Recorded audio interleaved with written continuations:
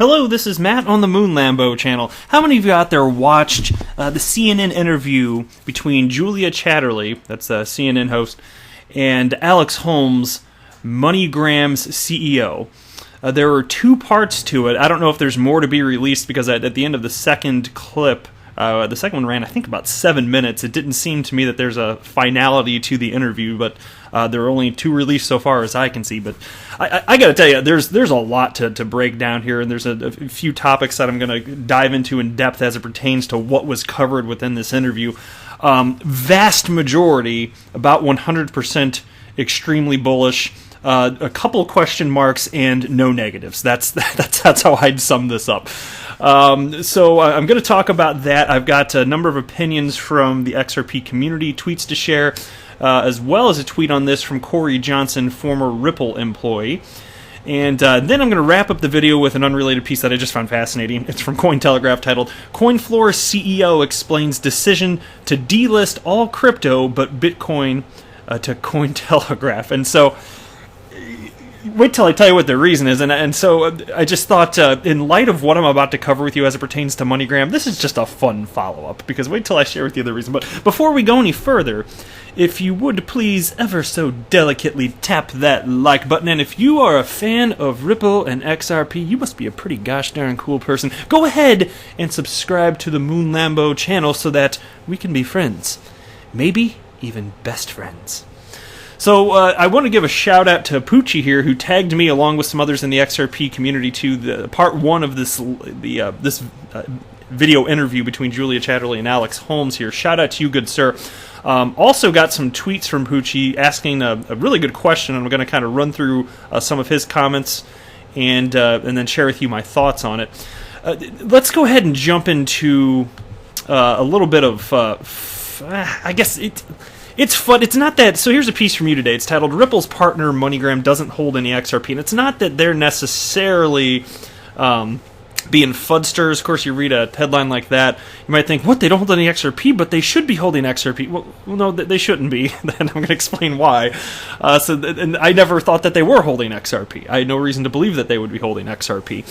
But people in the in other crypto communities, I've seen at least a couple Bitcoin maxis in my Twitter feed talking about how MoneyGram doesn't have confidence in XRP because they're not holding it, this or that. But that's just because they have a fundamental misunderstanding of the technology.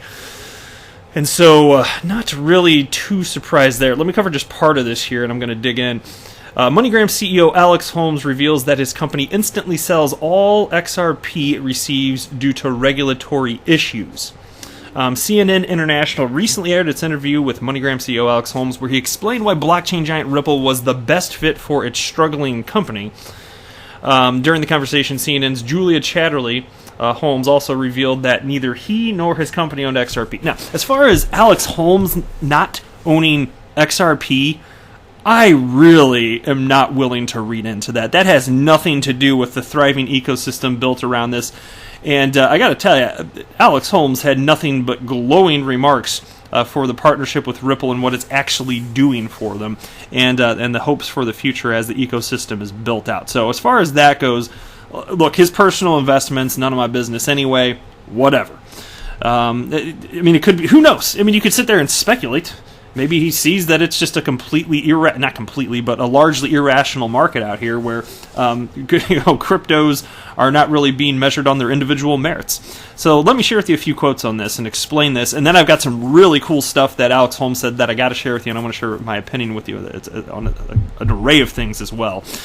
But why Ripple? Ripple makes it easier and less expensive to transfer money across the globe with its on-demand liquidity solution. Back in June, Ripple decided to invest up to $50 million in the old-school money transfer company MoneyGram in a bid to propel the adoption of its native token XRP. The deal was finalized in late November. MoneyGram has a lot of liquidity and working capital positioned all around the world, and Ripple can transform this capability and transfer money with data. And here's a quote from Alex Holmes. It's incredibly complicated to move money around across the border. And it's funny, and actually another line that he had is the way that he clarify, like he's kind of like explaining, and I think it gets too nuanced for the audience, and so he didn't get too much into it, but he said it's not really money that's moving across borders. It's really just data. Anyway, Holmes adds that Ripple's ability to move money with data is magical, since it allows instantly transferring funds without any trapped liquidity. And here's another quote now. They also have the vision that encapsulates what we are trying to do as well. I think Ripple and its crypto XRP are innovative in that sense. Let me go ahead and, because I want to answer the question as to MoneyGram not holding XRP, what's it mean? Why would it matter? Pucci stated this in a question to XRP experts. MoneyGram CEO Alex Holmes reveals that his company instantly sells all XRP it receives due to regulatory issues. So without regulation, does selling XRP hurt or help XRP's selling price? And then he had another tweet in response to his own tweet there, and he wrote, there's an edit. Question to XRP, I guess I didn't catch that earlier. Question to XRP experts, MoneyGram CEO Alex Holmes reveals that his company instantly sells XRP it receives due to regulatory issues. So without regulation, does instant selling XRP hurt or help XRP selling price? And then he writes, how do hodlers make money if these types of scenarios like MoneyGram at present exist? And then he went ahead and tagged me. So the way that the payment flow works, it was never a requirement or an expectation even that any business utilizing RippleNet, specifically on-demand liquidity utilizing XRP as a bridge currency, there was never any sort of expectation that XRP would be held by banks, financial institutions, remittance companies. Kind of the selling point is that they don't have to. It's more that the liquidity providers in between are taking the risk, and they're the ones dealing with the regulatory compliance of crypto. And then on the other sides, the originating side and then the final destination. So it could be from a bank to a bank, or remittance company to a bank, or whatever, any blend. Those are entities already have a KYC and AML in place. So like those questions are already answered from a regulatory perspective for them. It's already covered. It's just the part in between, the cryptocurrency exchanges providing the liquidity, and they're off doing their own thing. And again, banks and remittance companies don't have to worry about any of that. They don't have to assume the risk of the volatility of cryptocurrency. So no, there was never any expectation for me that MoneyGram would hold it. Some people have postulated that down the line, I think it's okay to think this, to speculate on this, that perhaps there could be reason as there's maturation of the asset class, that perhaps banks for various reasons or remittance companies might want to hold their own XRP, and then you can, further out, to kind of cut out a middleman, so to speak. And maybe to some degree that'll happen in the future, but that's not the point, the way that the things are occurring today.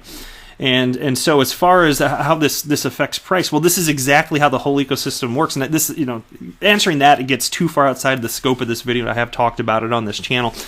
But liquidity begets liquidity. It just does over time.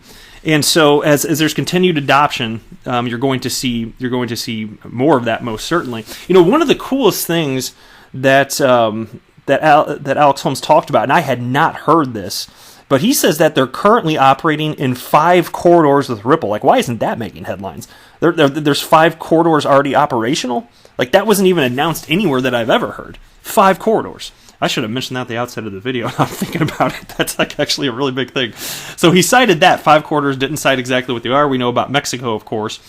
And then they talked about, Julie asked him, so Alex, are you planning on ramping this up, in terms of your transactions with Ripple? What's that look like? Because you're currently moving, you publicly announced 10% of your money from U.S. to Mexico corridor. About 10% of it's flowing through there. Is it going to be 50% or 100%? What's that look like? What's the end game?